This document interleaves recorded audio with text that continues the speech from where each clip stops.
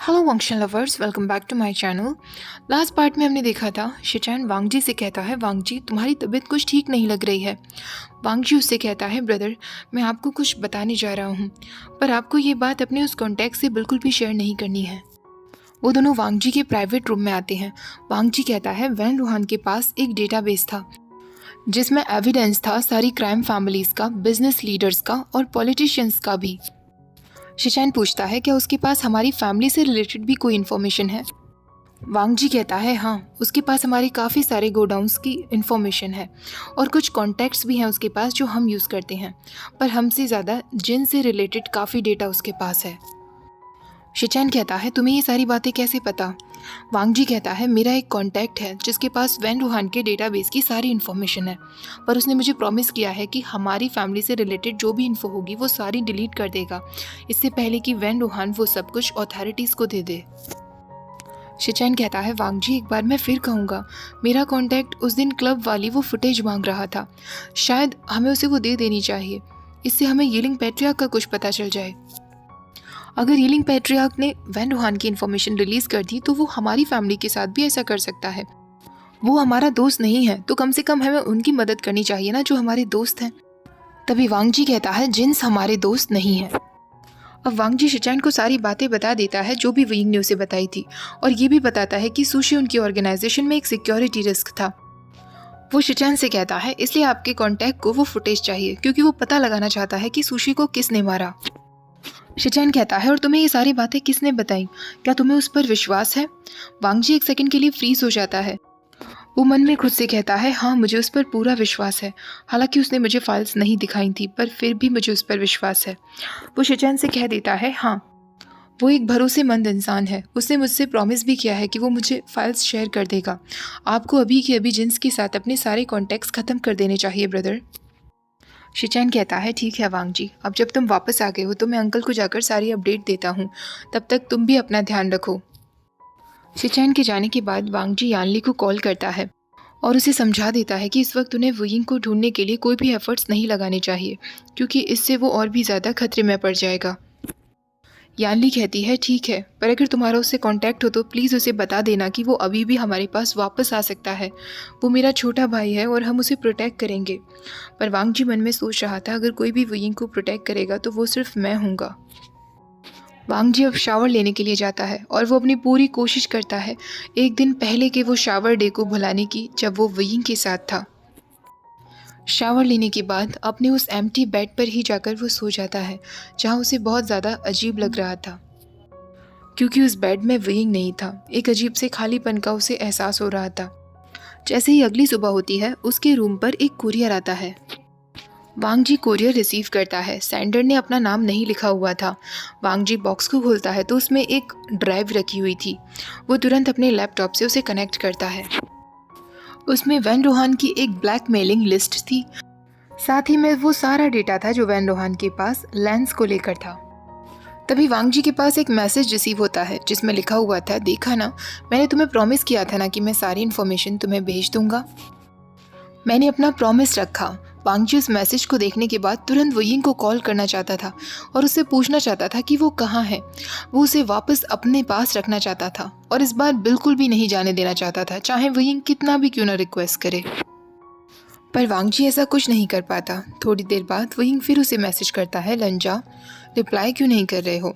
ठीक है, मैं समझ गया, तुम अभी भी मुझसे नाराज़ हो, पर तुम मुझे और भी ऐसे नेम्स बता सकते हो जिनसे तुम्हें लगता है कि खतरा हो सकता है। वांगजी उसे रिप्लाई करते हुए कहता है, मैं वो सब कुछ खुद देख लूँगा, तुम फालतू की अननेसेसरी रिस्क मत लो, वेंशु तुम्हारी तलाश में है। तुरंत वुयिंग का फिर उसे रिप्लाई आता है जिसमें उसने लिखा था, थैंक गॉड लंजा, मुझे तो लगा था कि तुम मुझे अब कभी भी रिप्लाई नहीं दोगे, और तुम बिल्कुल मेरी परवाह मत करो, वेंशु को तो मैं देख लूँगा।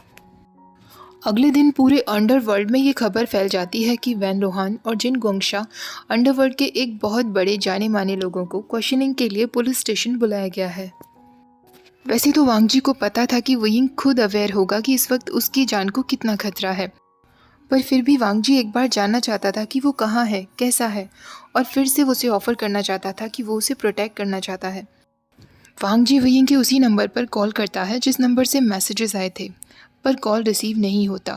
वो कई बार ट्राई करता है पर वुयिंग का कोई रिस्पॉन्स नहीं आता। वांग जी उसे मैसेज करता है, वुयिंग तुम सेफ हो ना, पर अगेन कोई रिप्लाई नहीं आता। वुयिंग से तो उसे कोई रिस्पॉन्स नहीं मिलता, पर उसी दिन उसे ह्वेसांग से इन्फॉर्मेशन मिलती है कि क्रिमिनल वर्ल्ड में ये र्यूमर्स हैं कि वेन रोहान की जो इन्फॉर्मेशन लीक हुई है उसके पीछे लेंस का हाथ है। वांग जी सोच में पड़ जाता है कि क्या मेरे और वुयिंग के लिंक के बारे में सबको पहले से पता था। शायद यही रीज़न है जो वुयिंग मेरे मैसेजेस और मेरे कॉल्स का कोई जवाब नहीं दे रहा है। ह्वेसांग अब उससे कहता है, शायद तुम्हें नहीं पता लेकिन तुम याच पर क्यों गए थे इस बारे में एक पूरी स्टोरी छाप दी गई है। वांग जी कहता है, स्टोरी? कैसी स्टोरी?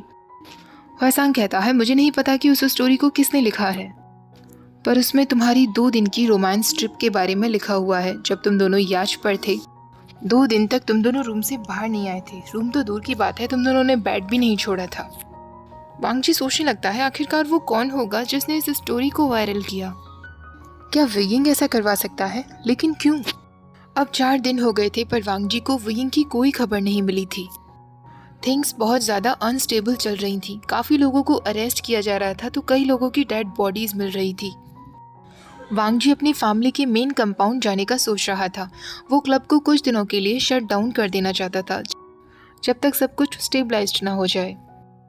जैसे ही वांग जी क्लब को बंद करके बाहर आता है, एक ऑड रेड कलर की फ्लैश लाइट उसकी आंखों में चुभने लगती है और तभी वो एक जानी पहचानी आवाज़ सुनता है। कोई जोर से चीखते हुए उसका नाम ले रहा था, लंजा। इससे पहले कि वांग जी कुछ रिएक्ट कर पाता, वो क्लब की रूफ टॉप पर देखता है कि 2 बॉडीज आपस में झगड़ रही थीं। एक के हाथ में मिलिट्री राइफल थी। वो दोनों आपस में लड़ रहे थे। दोनों की बॉडीज ट्विस्ट होते हुए बिल्डिंग के बिल्कुल किनारे पर आ जाती हैं। अचानक से दोनों की बॉडीज आपस में हिट होती हैं और सीधा लैंड पर आकर गिरती हैं। उन दोनों में से एक वुयिंग था जो ऊपर से गिरने की वजह से पूरी तरीके से घायल हो गया था। उसकी बॉडी बिल्कुल मूव नहीं हो रही थी। वांग जी तुरंत उसके पास जाता है और उसे आवाज़ देता है, वुयिंग। वुयिंग उस दूसरे मैन की बॉडी पर आकर गिरा था जो कि एक शूटर था। वांग जी बार बार वुयिंग को आवाज़ देता है पर वुयिंग की तरफ से कोई रिस्पॉन्स नहीं आ रहा था। उस ओमेगा का ब्यूटीफुल फेस अननेचुरली पेल पड़ गया था। वांग जी धीरे धीरे अपना हाथ वुयिंग की नोज़ की तरफ ले जाता है, ये देखने के लिए कि वो सांस ले रहा है ना। अंदर ही अंदर उसे बहुत डर भी लग रहा था कि कहीं वुयिंग को कुछ हुआ तो नहीं, पर वुयिंग की सांसें चल रही थी। वांग जी की जान में जान आती है। वो अभी के अभी वुयिंग को गोद में उठाकर उसे किसी सेफ जगह ले जाना चाहता था, पर उसे पता था कि अगर वो वुयिंग को थोड़ा सा भी मूव करेगा तो उसकी इंजरीज और भी ज़्यादा वर्स हो सकती हैं, क्योंकि वुयिंग को हेड में इंजरीज हुई थी। वो वहीं वुयिंग के पास ही बैठा रहता है और उसके बालों को सहराता रहता है। उसका एक गार्ड तुरंत एम्बुलेंस को कॉल कर देता है। क्योंकि वो दोनों गुस्सू में थे तो हॉस्पिटल के सारे डॉक्टर्स को पता था कि वांग जी कौन है और वो इस बात को बिल्कुल सीक्रेट रखने वाले थे। डॉक्टर्स वहाँ पहुँच जाते हैं। वो वुयिंग की पल्स चेक करने लगते हैं, पर वांग जी उससे बिल्कुल भी हटने के लिए तैयार नहीं था, बल्कि वो डॉक्टर्स को उन्हें छूने भी नहीं दे रहा था। तभी एक डॉक्टर कहता है, शायद तुम उसके मेट हो, मैं उसकी मदद करने वाला हूँ, पर उसके लिए तुम्हें उससे थोड़ा सा दूर हटना होगा। वांग जी को पता था कि वुयिंग को इस वक्त ट्रीटमेंट की ज़रूरत है, पर उसका दिमाग बिल्कुल पागल हुआ जा रहा था ये सोचकर ही कि उसे वुयिंग को प्रोटेक्ट करने के लिए किसी और की ज़रूरत पड़ रही है। उसकी पूरी बॉडी ट्रैम्बल कर रही थी ये सोचकर कि कोई भी अगर वुयिंग को टच करेगा तो वो उसकी जान ले लेगा, पर वो खुद पर कंट्रोल करता है क्योंकि वुयिंग को इस वक्त मेडिकल केयर की ज़रूरत थी। वो डॉक्टर से कहता है, उसके मुंह से भी खून निकल रहा था। वो बिल्डिंग की रूफ टॉप से गिर गया जब वो किसी इंसान से मुझे बचा रहा था जो मुझे शूट करने वाला था। वांग जी हेल्पलेसली वुयिंग की तरफ देख रहा था जब वुयिंग के फेस पर ऑक्सीजन मास्क लगाया जा रहा था।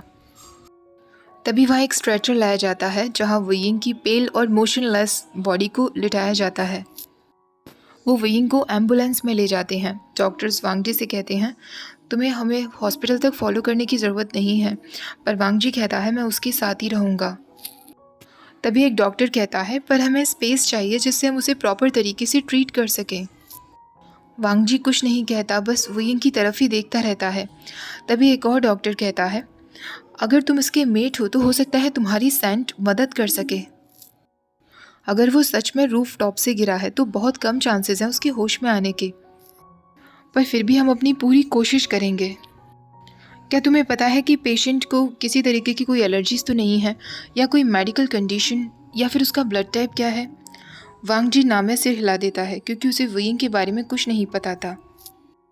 अब वो डॉक्टर्स वुयिंग को मॉनिटर करने लगते हैं और एक जगह उसकी सारी इंजरीज के बारे में लिखने लगते हैं। उसे काफ़ी सारी इंटरनल ब्लीडिंग हो गई थी। वांग जी बार बार मन में कह रहा था, वुयिंग प्लीज़ हिम्मत मत हारना, तुम्हें कुछ नहीं होगा। वांग जी हॉस्पिटल रूम में बैठा हुआ था और वुयिंग की गहरी सांसों को सुन रहा था। वुयिंग का फेस अभी भी पूरा पीला पड़ा हुआ था। वांग जी फिर से खुद को रिमाइंड कराता है, वुयिंग जिंदा है, उसे कुछ नहीं होगा, उसे बस चोट लगी है और वो जल्दी ही हील हो जाएगा। जैसे ही वुयिंग रिकवर होगा, वांग जी हर उस सिंगल पर्सन को मार देने वाला था जिसने भी वुयिंग की ये कंडीशन की है और उसे हॉस्पिटल बेड तक पहुंचाया है। अब वुयिंग को ऑपरेटिंग रूम तक ले जाया जाता है। वांग जी वहाँ जाने की भी जिद कर रहा था, पर नर्स ने साफ मना कर दिया था कि वो ऑपरेटिंग रूम में नहीं जा सकता। जब वांग जी के ब्रदर और अंकल को पता चला था कि वांग जी पर किसी ने हमला करने की कोशिश की है, उन्होंने तुरंत वांग जी को फ़ोन करके कहा था कि उसे कंपाउंड अभी के अभी आ जाना है। पर वांग जी के अंदर हिम्मत नहीं थी कि वो वुयिंग को इस तरीके की हालत में छोड़कर कहीं भी जाए, इसलिए वो उन दोनों की बातों को इग्नोर कर देता है और उनके कॉल्स को भी नहीं उठाता। वांग जी बैठा ही हुआ था, तभी हॉस्पिटल का दरवाज़ा खुलता है। वांग जी दरवाजे की तरफ देखने लगता है। उसके ब्रदर या अंकल तो अभी अभी यहाँ से गए थे। वो काफ़ी बार वांग जी को प्रेशर कर रहे थे, पर वांग जी ने उनके साथ जाने से मना कर दिया था। तो ब्रदर या अंकल में से तो कोई वापस नहीं आया होगा, और ये नर्स के आने का भी समय नहीं था क्योंकि वांग जी ने उनके शेड्यूल को भी मेमोराइज कर लिया था। तभी एक टॉल मैन वहाँ एंटर करता है जिसके ब्रॉड शोल्डर्स थे और उसके हाथ में एक मॉप था। वो वहाँ सफाई करते हुए एंटर करने लगता है। क्योंकि वो मिडनाइट का समय था, रूम में ज़्यादा लाइट्स ऑन नहीं थी। उस टॉल मैन ने वांग जी को वहाँ बैठा हुआ नोटिस नहीं किया था। वांग जी को उस पर डाउट होने लगता है क्योंकि वो बस वुयिंग की तरफ ही देखे जा रहा था जो बेड पर मोशनलेस लेटा हुआ था। वांग जी तुरंत अपनी जैकेट से नाइफ निकालता है जो उसने छुपाया हुआ था। जैसे ही वो टॉल मैन नोटिस करता है कि कोई भी उसकी तरफ नहीं देख रहा था, वो तुरंत मॉप को साइड में रखता है और बेड की तरफ फिर से बढ़ने लगता है। तभी वांग जी अपनी गहरी आवाज़ में कहता है, उसे टच भी मत करना। वांग जी ने इतनी गहरी आवाज़ में बोला था कि बाहर जो उसके गार्ड्स खड़े थे वो भी अंदर आ जाते हैं और दरवाज़ा बंद कर देते हैं। वो टॉल मैन बुरी तरह घबरा जाता है। वो अपने हाथ ऊपर कर लेता है। वांग जी उससे कहता है, अगर तुम मुझे सच बता दोगे कि तुम कौन हो और तुम्हें यहाँ किसने भेजा है, तो शायद मैं तुम्हारी जान बख्श दूंगा। ऐसे कहकर वो स्लोली उसकी तरफ बढ़ने लगता है, पर वो टॉल मैन घबराने लगता है और वांग जी से कहता है, मुझे यहाँ किसी ने नहीं भेजा। ऐसा कहकर वो वुयिंग की तरफ देखने लगता है। वांग जी फिर उसके पास बढ़ता है और उसके कॉलर को पकड़ते हुए कहता है, उसकी तरफ मत देखो। अब वो टॉल मैन कहता है, क्या वो ठीक है? मैं बस जानने के लिए आया था कि क्या वो ठीक है या नहीं।